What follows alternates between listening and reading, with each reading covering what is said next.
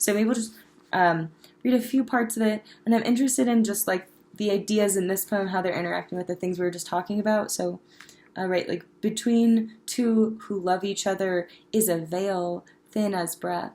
There is no room for doubt. Each breath freezes and holds what is freezing. Fixity is altogether every text. Finds itself afraid of falling further and has gone farther. Is itself far more alone than I had thought. Subtext. What is subject is the fabric of estrangement. A veil marks the line between what is and what I think. A veil marks the line between what is and what I think, right? So we're getting back to that idea of the material, what is, versus what I think, the immaterial, right? And also perception and how the self is meeting the world. And then also how the self is meeting this other person, right? To be two. So there is what is the other person, and then the connection between the two people. And then there's what I think, which is like my perception of it, essentially. And then this kind of comes back to the idea in the first poem of that sort of the untouchableness, right? You can never catch it nor make it still, right? You might live within it or by its constraints but never touch it. So the sort of like untouchableness with this veil, I think, is a part of that. And then further down in this poem, right, let's see. There was an error is a statement of fact I can't bear. There are propositions I can't touch, can't love with certainty and knowledge both. Is the ability to know absolutely in the dark. This hand that touches mine is mine, thigh to thigh touches mine is mine. Is it certain? The memory of fucking is nothing if it can't find you.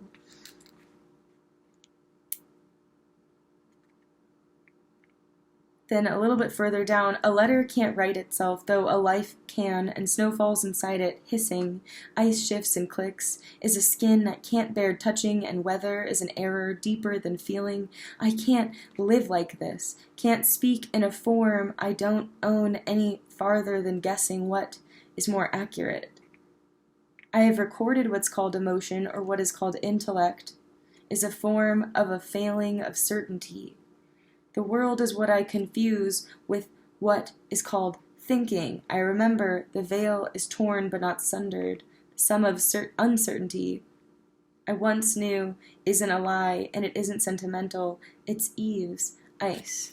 What I know is split, like everything, glitters in error's margins, like ambivalence, is mica fine in silence and descends intently. Touching you is how I know I love you, you said. What you said won't be lost like snow holds my footprints. I will watch what falls for as long as it takes where I've been to disappear. We'll walk again in thought. So yeah, this can'tness, or inability, what I know is split like everything, glitters and errors margins. Like knowledge is just so heavily questioned in this book, and this idea of how to actually love someone, and I think the confusion between the two bodies is related to the confusion between what I think, right, and what is. Yeah, so these are some of the ideas that I want you guys to be thinking about while you're reading this book. There's, what was that other poem? Oh yeah, I wanted to look at also morphology, a few parts of morphology, which is on page, how far are we? Okay, 30. Okay, and then I promise I'll stop reading out loud to you. I'm not going to read the whole thing, just a few parts, right? So in here, what's morphology is a study of the form of things, and in linguistics is a study of the form of words. So again, we're thinking about language, we're thinking about how words are kind of constructed over time, are developing through history, and then also like literally the parts of words like root words and then suffixes, prefixes. That's all part of morphology, right? Okay, so the first word of this poem is eros, which is like desire. So we're talking about desire and bodies as plants.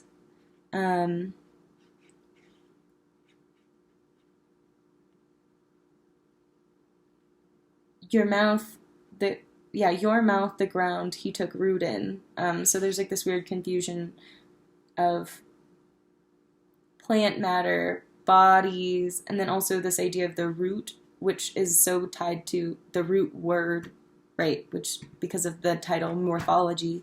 So then later we're thinking about structure, and then in the third section of the poem on page 32, we've got netted chain. That's a kind of fern, which is kind of what this poem is sort of about, right? It claims to be about ferns. So netted chain is an organic syntax, is one kind of sentence. Did he put his fingers there? Venus is another, and then it leaves off, right? Venus is also another kind of fern. So we're thinking of like these specific kinds of ferns as an organic type of syntax, right? Syntax is the structure of a sentence.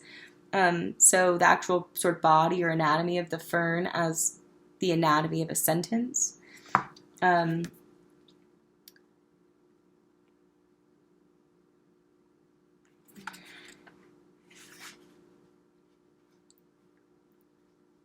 on 34, right, we have pinnate or pinnate, then penetrate. I don't know how to say that word, but pinnate is when the leaflets of a plant are arranged on both sides of the stem, like a fern. So we have this, like, again, just like right up next to this other word. So we have this word pinnate, which is referencing like the anatomy of plants, right up to this other word penetrate, which is talking about like the sexual act between two bodies. So this weird pairing is happening. And then on the next page, eventually you found yourself on the page index of anatomy. See the nation. How there's a language describing entirely tongue. See how willingly you brought your body to him. Right? So venation is the arrangement of veins in a leaf or like an insect's wings. So we have this like plant anatomy brushing up against the actual body anatomy. You found yourself on the page, right? So finding self and finding body through language or the sort of this naming that is happening. And then we have the pun on the double pun on the next line, which is another kind of fern, right? See also heart's tongue. That's a kind of fern, but it's also like these two parts of the body. So again, this like conflation of self and body with plant, and then also language and the sort of nomenclature or like the naming of things. And then that last section of the poem, how there's a method entirely the end of love. How willingly a shape takes the name it's given by the observer, a description of what feeds on it. So this is like thinking about how things are named, and there's the form or the object, the what is, right? And then there's the naming of it, which is often a description of not the actual thing itself, but some other thing and how it interacts with it. So there's this strange thing that happens when we name things, so that those names represent the things that we're talking about. They represent them, but they don't actually they don't resemble the thing necessarily, right? But then they also somehow become the name in our minds. So yeah, he's interested in this strange way that how do we understand the world? How do we understand ourselves? How do we understand our connection to that world, our connection to others? How do we understand our body's actual connection to others? He's really thinking about all of these ideas. So let's see. How do we create meaning? How do we see? What's the point? What's the significance of seeing? Right? He asks that question in one of the other poems that we read. I don't have any special answers for you guys, and I don't want to take up any more time really on this video because I want you guys to spend some time thinking about some questions that I have for you in the discussion board. But I hope that this at least kind of opened up some of the ideas that are happening in this book for you. Hopefully it can help inform your next, the rest of the book as you read it, and give you some direction and things to think about when you're writing your next response on the second half of the book. And yeah, so I miss you guys so much. And if you read my email, which I'm assuming you hoping that you did, you should know that I'm going to try to do at least one Zoom time with all of you. And I know it might be chaotic because there's so many of you, but I think it would be nice just to at least see you guys, your faces, one more time before the semester ends. Until then, feel free to email me if you're confused about any of the online stuff.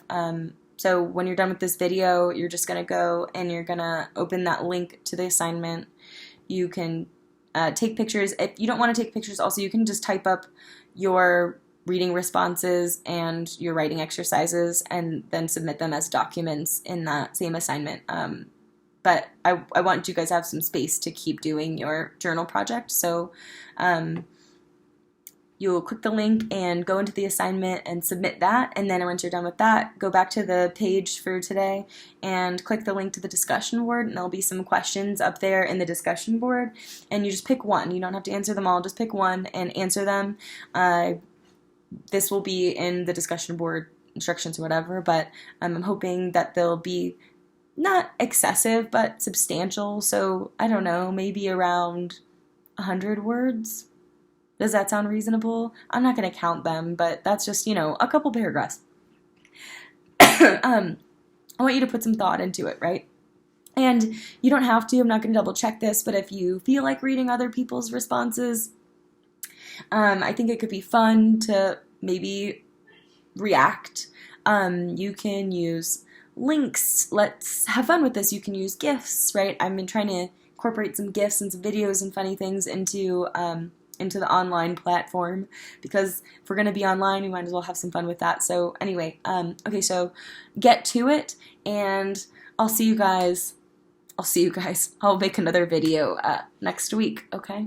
Okay, bye. Oh, and Thursday, right? Remember that on Thursday, there's not going to be a video. You're just going to go on and you're going to post your annotations for the people who are being workshopped that day, just pictures of them, and also you can, in the comments for that, just explain any ideas or feedback that you had for them that isn't clear on the page, okay?